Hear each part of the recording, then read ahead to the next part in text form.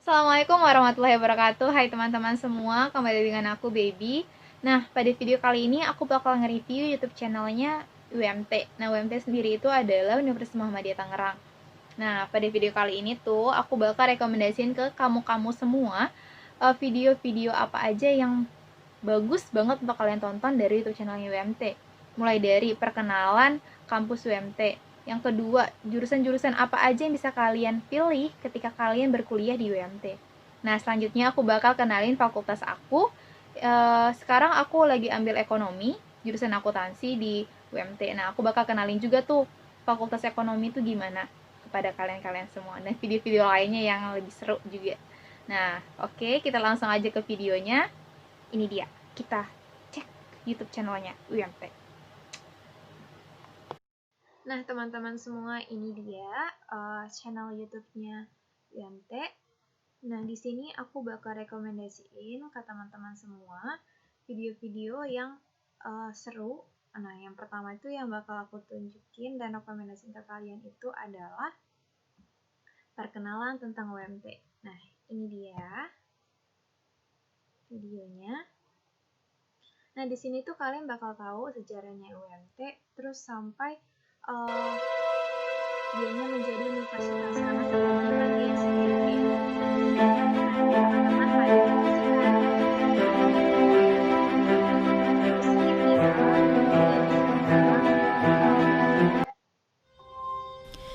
Pada tahun 1993, berdiri sebuah perguruan tinggi yang berlokasi di pusat kota Tangerang dengan nama awal STIE Muhammadiyah, yang merupakan salah satu amal usaha milik Persyarikatan Muhammadiyah di bawah naungan Majelis Pendidikan dan Pengembangan Muhammadiyah.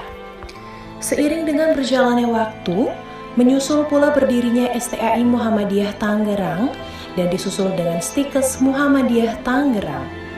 Melalui Musyawarah Pimpinan Daerah Muhammadiyah Kota Tangerang periode 2005 sampai dengan 2010, ketiga lembaga tersebut kini disepakati untuk bergabung dengan nama Universitas Muhammadiyah Tangerang.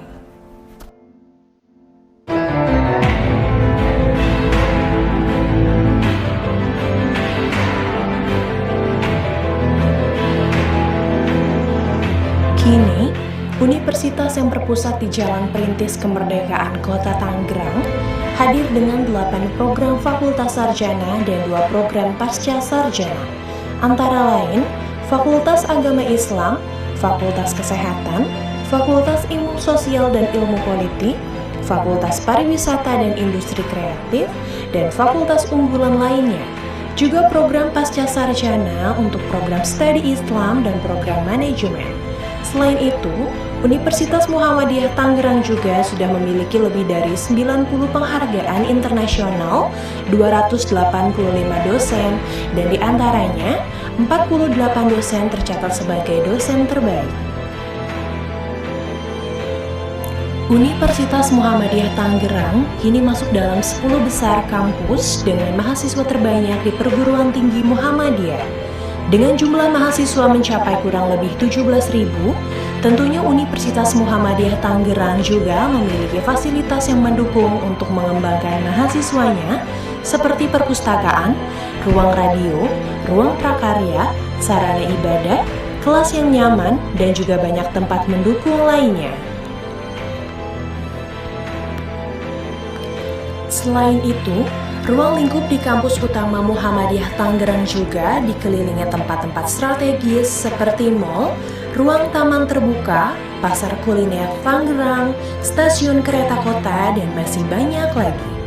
Universitas Muhammadiyah Tangerang juga memiliki program perkuliahan karyawan dan juga reguler shift untuk mempermudahkan perkuliahan bagi para pekerja untuk mengatur jadwal kuliahnya demi mewujudkan cita-cita yang lebih baik di masa yang akan datang. Assalamualaikum warahmatullahi wabarakatuh.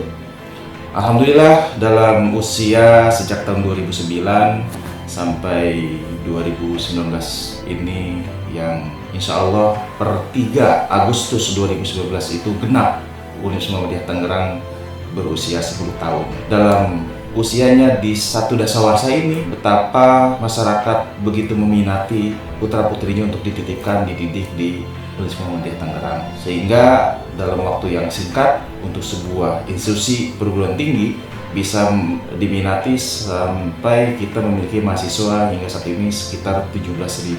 Oleh karenanya kami dengan kepercayaan yang begitu besar dari masyarakat memacu kita dalam usia yang 10 tahun ini terus mengembangkan fasilitas yang menunjang pendidikan sehingga kita terus memacu peningkatan mutu. Nah, kita berharap ke depan Universitas Muhammadiyah Tangerang ini terus maju. Saya kira seperti itu.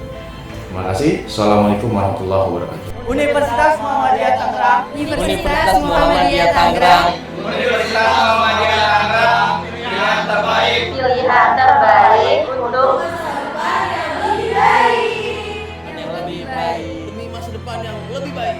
Universitas Muhammadiyah Tangerang, smart choice for the better future.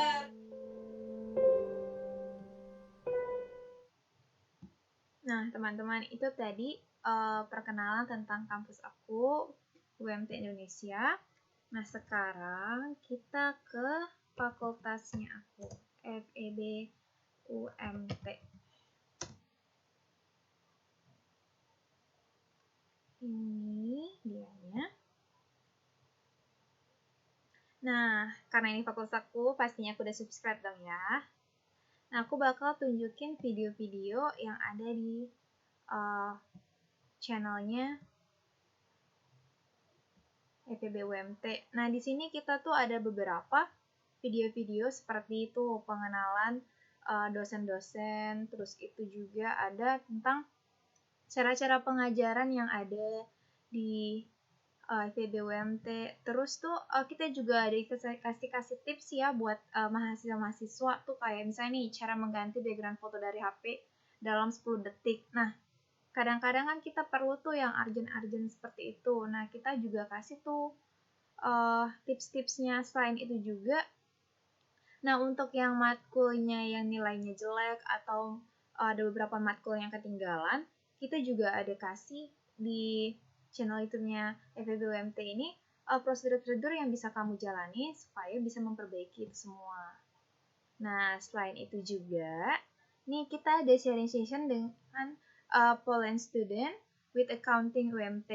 Nah, di sini kita juga ada biasanya sharing session dengan mahasiswa di luar negeri tuh. Selain itu ada juga seminar oleh metodologi penelitian. Jadi untuk teman-teman yang udah mau skripsi nih, kita juga di sini juga dijelasin tuh gimana cara-caranya untuk melakukan metodologi penelitian. Nah, tapi sebelum itu semua, aku bakal kenalin jurusan aku tentunya. Ini dia.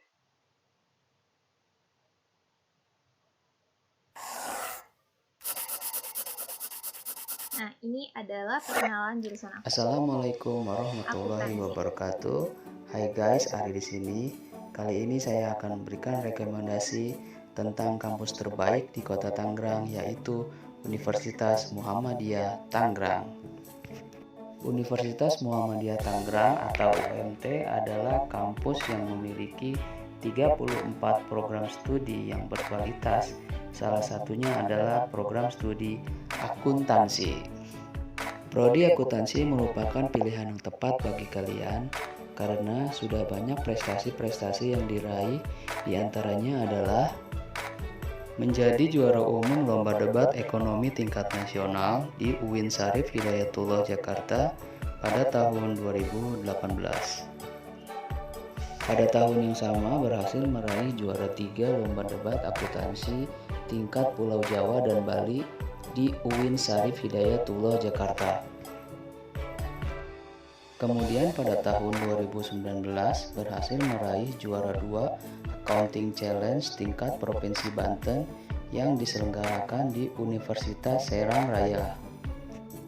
Lalu masih di tahun yang sama, berhasil lolos sebagai peserta finalis dari 180 tim peserta dalam lomba akuntansi paling bergengsi di Indonesia yang diselenggarakan oleh Kementerian Keuangan di PKN STAN Jakarta. Selain berprestasi di bidang akademik kemahasiswaannya, Prodi Akuntansi FEB UMT ini pun memiliki prestasi yang ditorehkan oleh para dosen. Hal ini terbukti dengan menjadi prodi peringkat pertama se-UMT menurut penilaian Sinta Ristek Dikti, yaitu portal yang menilai banyaknya jumlah penelitian dan banyaknya jumlah sitasi penelitian yang dilakukan oleh para dosen yang ada di Indonesia. Dosen-dosen prodi akuntansi juga peduli pada kecerdasan masyarakat sekitar.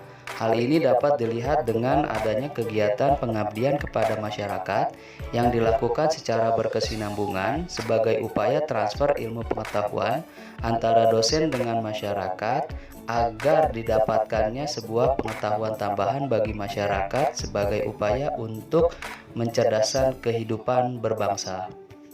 Dosen-dosen prodi akuntansi merupakan individual, berkompeten, dan energik, sehingga hal ini dapat memberikan sebuah garansi adanya proses pembelajaran yang berkualitas yang mampu mendorong mahasiswa untuk berprestasi baik di dalam kelas maupun di luar kelas secara maksimal.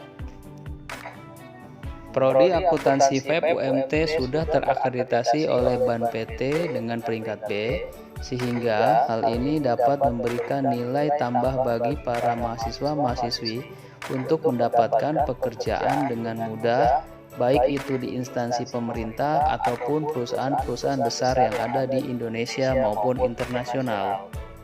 Terdapat 3 jenis program perkuliahan yang ada di Universitas Muhammadiyah Tangerang.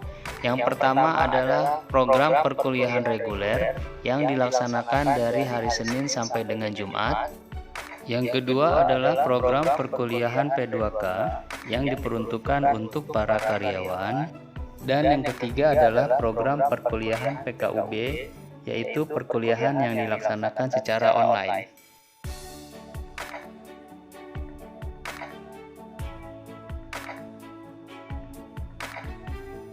Nah, teman-teman, ini tuh ruangan-ruangan atau yang biasa kita lihat atau yang biasa kita pakai ruangan kelasnya ketika kelas offline. Oke, terus juga kemarin tuh sempat ada yang tanya sih, sebenarnya kenapa sih pilih kuliah di Universitas Muhammadiyah Tangerang? Alasan aku yang pertama itu dulu karena ada kelas karyawan, dan kedua tempatnya strategis. Terus ketiga, prodi yang aku ambil itu adalah best of the best prodi yang ada di UMT, yaitu akuntansi. Nah, teman-teman, itu tadi perkenalan dari fakultas dan jurusan aku, akuntansi. Nah, yang lainnya yang bakal aku tunjukin ke kalian itu adalah video tentang ini.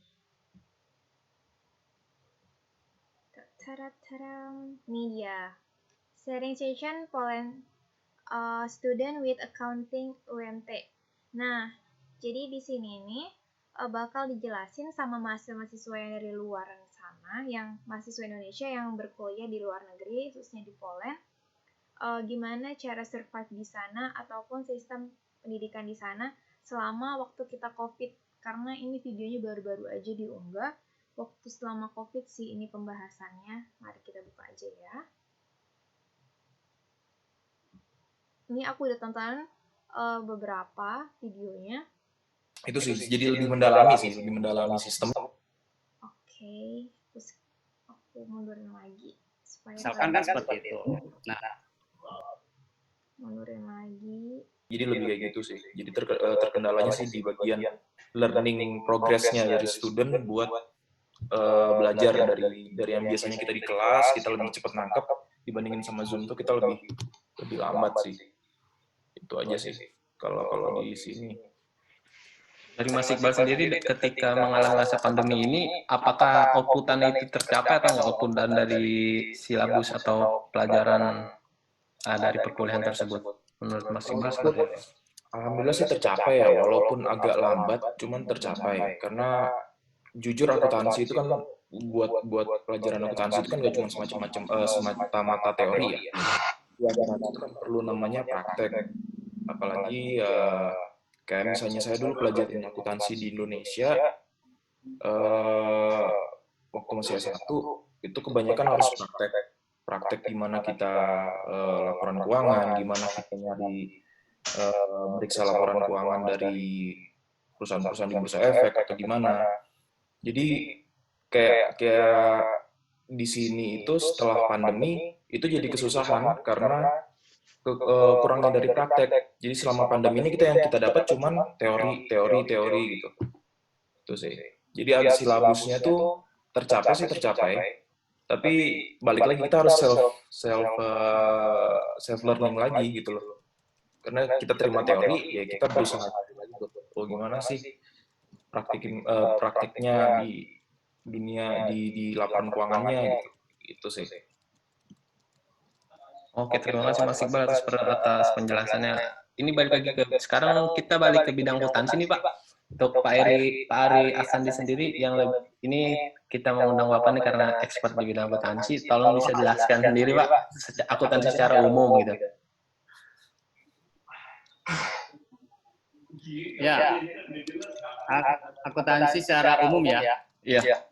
Gambaran akuntansi itu sebenarnya kan produk akhirnya laporan keuangan ya. Nah, laporan keuangan ini kan yang nantinya menggambarkan kinerja perusahaan, gitu ya.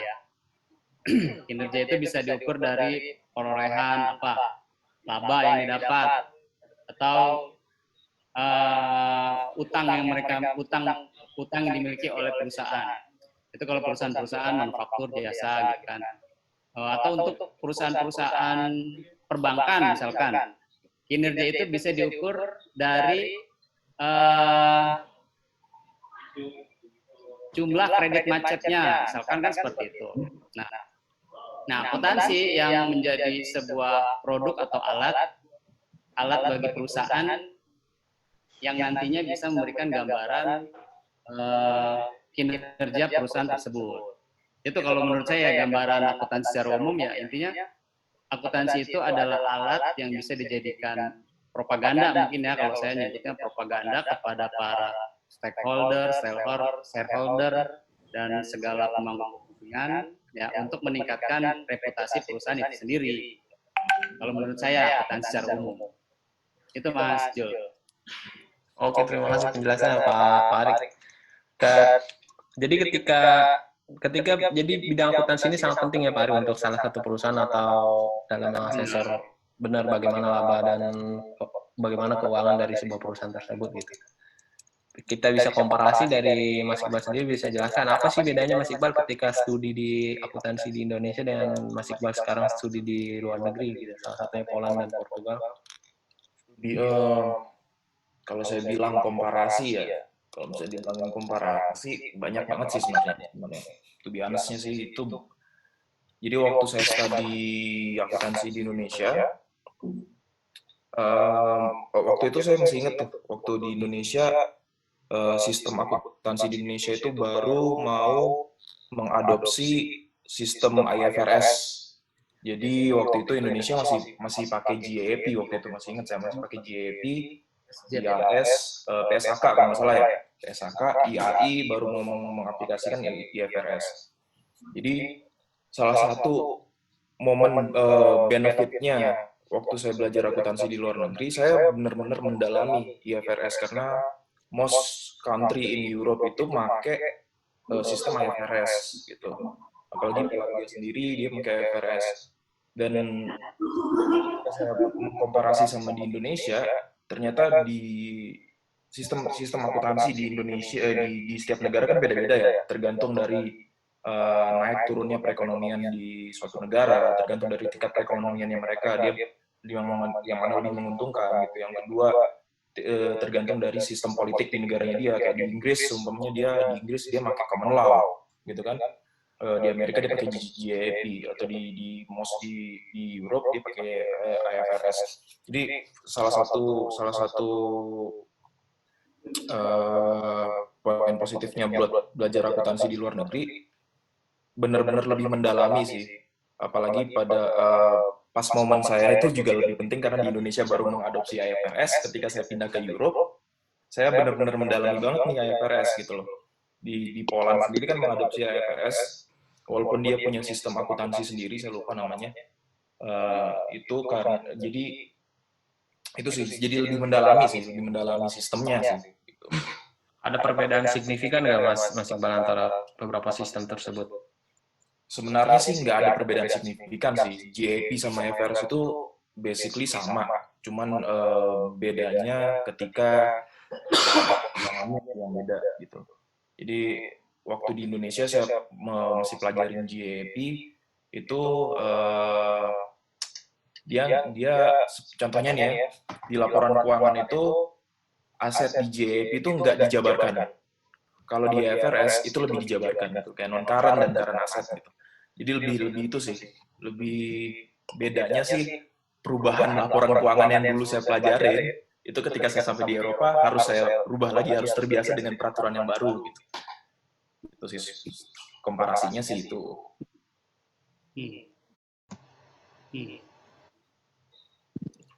Atau misalnya contohnya gini, contohnya tuh ketika belajar di Eropa saya lebih paham masalah-masalah kompleks secara akuntansi. Contohnya gini, revaluation aset gitu. Dari banyak, contohnya di Jerman. Di Jerman ini banyak pengusaha yang memindahkan asetnya di Jerman ke Poland. Kenapa? Karena di Poland ini mata uangnya masih memakai currency yang zloty, lebih rendah daripada mata uang euro. Jadi untuk pengusaha di Jerman, buat mereka ini lebih menguntungkan kalau misalnya mereka pindah di Poland gitu loh. Sebelum mereka dikalahin sama orang Prancis atau orang Belanda, mereka lebih ngambil langkah lebih dulu untuk memindahkan asetnya mereka di Poland. Nah, jadi ketika memakai sistem IFRS, di IFRS itu kan dia mengenal yang namanya revaluation ini gitu loh. Nah, ini yang harus lebih mendalaminya sih di situ. Ketika waktu saya belajar di Indonesia, GAP itu nggak mengenal revaluation. Maksudnya GAP itu mengenal revaluation, cuman dalam bentuk yang berbeda. Ketika saya sampai di Eropa, ternyata revaluation yang dipakai itu berbeda. Itu sih. Jadi saya harus lebih terbiasa dengan sistem yang baru. Gitu. Tapi untungnya Indonesia sekarang udah mulai mengadopsi IFRS ya, kalau nggak salah dari tahun 2011 ya.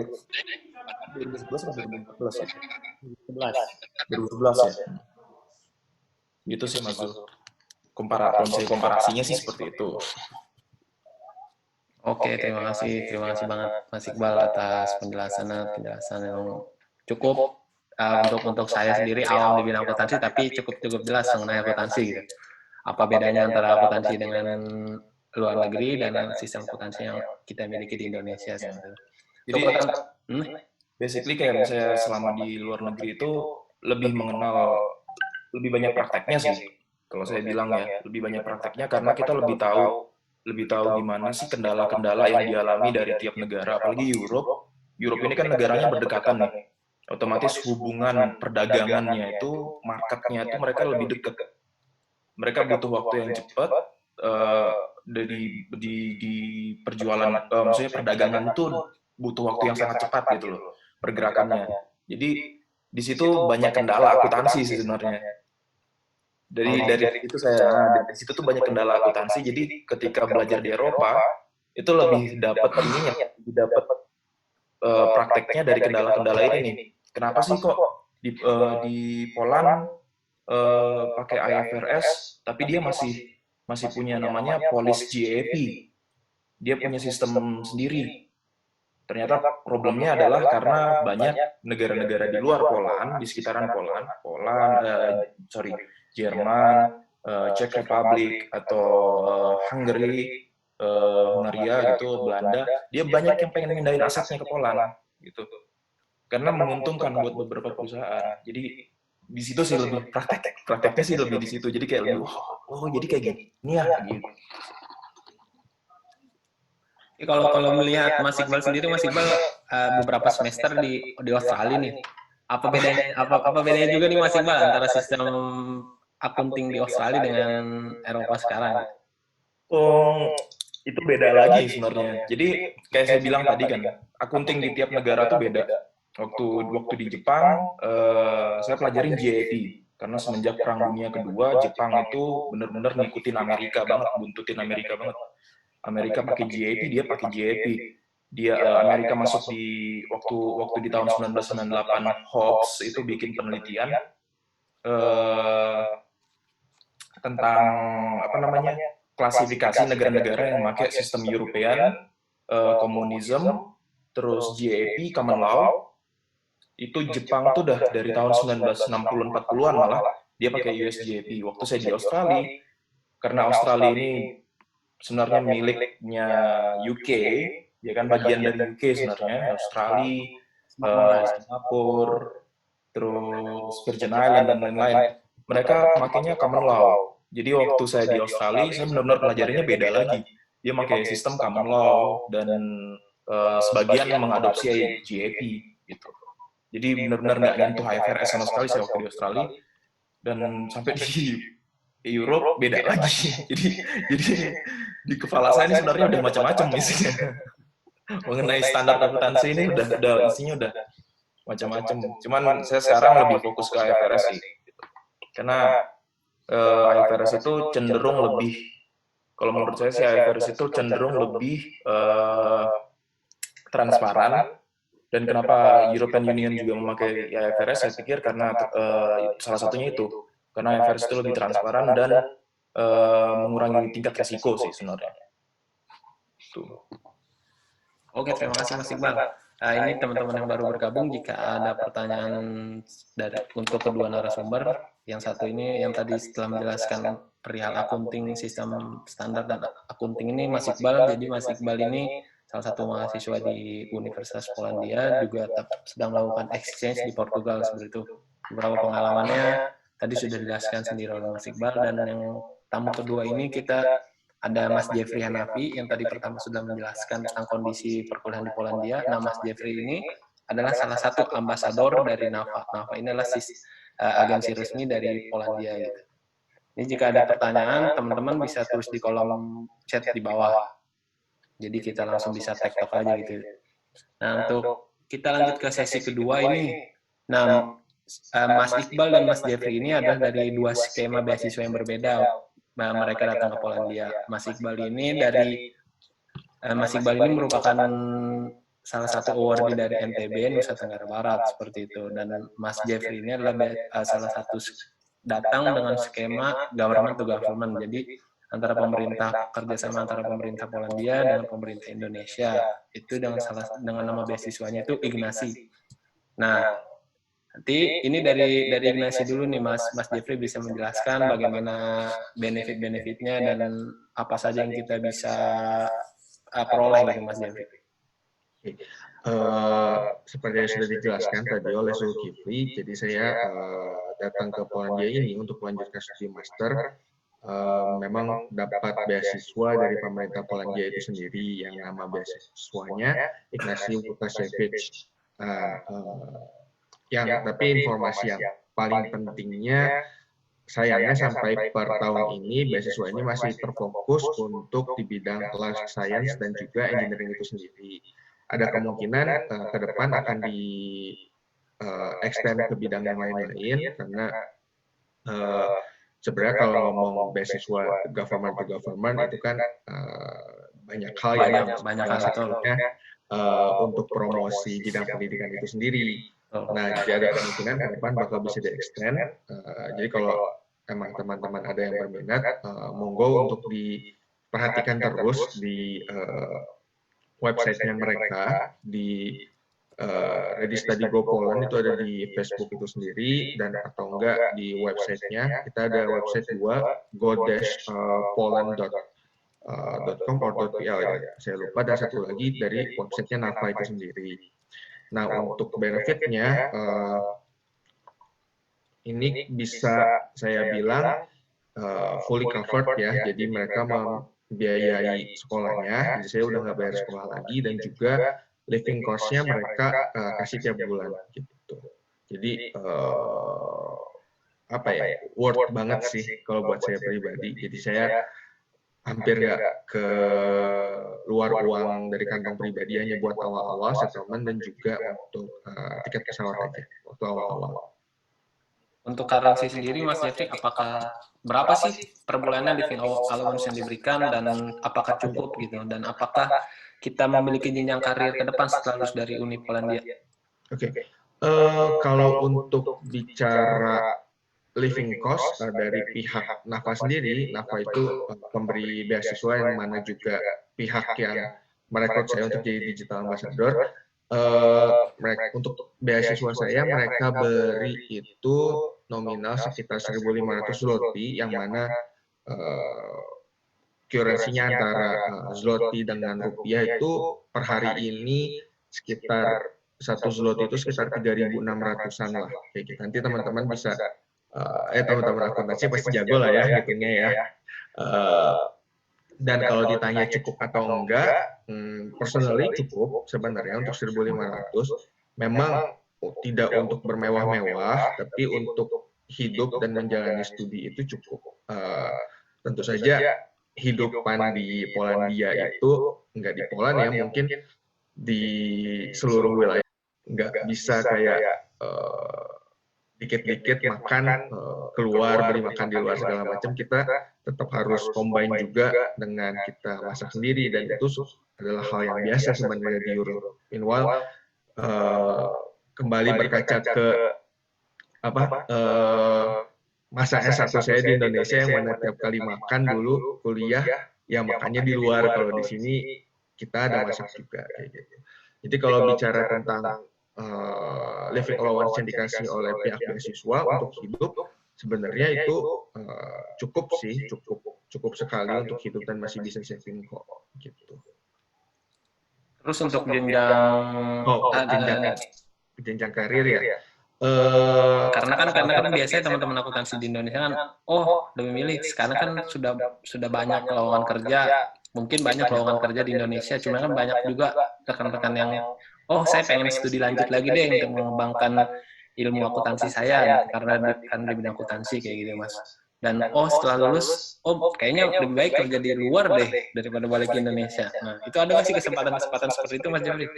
Oke, salah satu fakta yang menarik untuk Polandia itu sendiri, tingkat unemployment rate-nya itu di sini kita rendah sekali. Jauh lebih rendah dari Jerman, jauh lebih rendah dari Prancis. Itu nanti teman-teman bisa cek di Google, bisa dilihat sendiri unemployment rate di Poland itu berapa. Dan jujur buat saya itu rendah, yang mana artinya kalau itu rendah, peluang kita untuk mendapatkan pengalaman di bidang profesional itu terbuka cukup lebar. Jujur aja sebenarnya saya sekarang juga lagi menjalani sebuah internship di salah satu perusahaan internasional di bidang FMCG yang bisa dibilang saya itu dapat intern di planning center yang ditaruhnya di Poland, yang mana kita ngurusin pabriknya tuh ada di seluruh Europe. Makanya mungkin tadi pas Iqbal cerita bahwa kenapa mereka mau mindahin aset ke Poland segala macam, agak relate juga ya, karena kantor saya itu kantor planning center yang kita ngurusin semua supply chain-nya, kita yang bikin plan-nya, kita yang segala macam, tapi untuk eksekusi, untuk production yang kita taruh ada di negara-negara lain gitu. Balik lagi ke topik tentang peluang untuk mendapatkan pengalaman profesional, itu jadi terbuka banget sih. Saya jujur dapat internship ini nggak terlalu perlu perjuangan iya, tapi offernya tuh ada banyak banget sih di internet. Kita bisa cari dan kita bisa coba, dan itu hal yang wajar banget untuk di Polandia khususnya bagi mahasiswa menjalankan studinya sambil melakukan internship atau bahkan bekerja paruh waktu atau bahkan full di perusahaan gitu. Nah teman-teman, itu dia, menarik kan? Itu aku baru setengah dong ini, karena durasinya dianya ada 1 jam dan kita baru nonton itu sekitar 31 menit. Nah, buat teman-teman yang penasaran langsung aja kepoin, langsung cus ke channel FEB UMT untuk melanjutkan video ini ya. Nah, itu dia tadi beberapa video-video yang menarik lainnya yang bisa aku rekomendasiin ke kalian-kalian semua yang mau kepoin tuh FEB UMT channel YouTube-nya. Nah, selain itu juga tuh, untuk kita yang sering ada kegiatan yang lebih penting, biasa kan mahasiswa yang sambilan kerja tuh, atau waktu UTS atau UAS-nya ketinggalan tuh karena kita ada hal atau ada meeting di kerjaan. Nah, di sini juga ada tuh cara prosedurnya gimana kita cara pengajuan UTS dan UAS susulan. Jadi jangan khawatir deh, semuanya udah dikasih jalan di sini. Jadi untuk yang mau nanya-nanya ataupun mau cari sesuatu tentang fakultas, kita bisa kepoin aja langsung di channel YouTube-nya FEB UMT. Nah, aku pikir ini aja yang aku rekomendasiin. Yang lainnya kalian bisa lihat dan cek sendiri. Oke, terima kasih. Teman-teman, itu tadi beberapa review yang aku tunjukin atau video yang aku rekomendasiin ke kalian semua kalau kalian berkunjung di YouTube channelnya UMT. Oke, sampai di sini perjumpaan kita kali ini. Bye-bye. Assalamualaikum warahmatullahi wabarakatuh.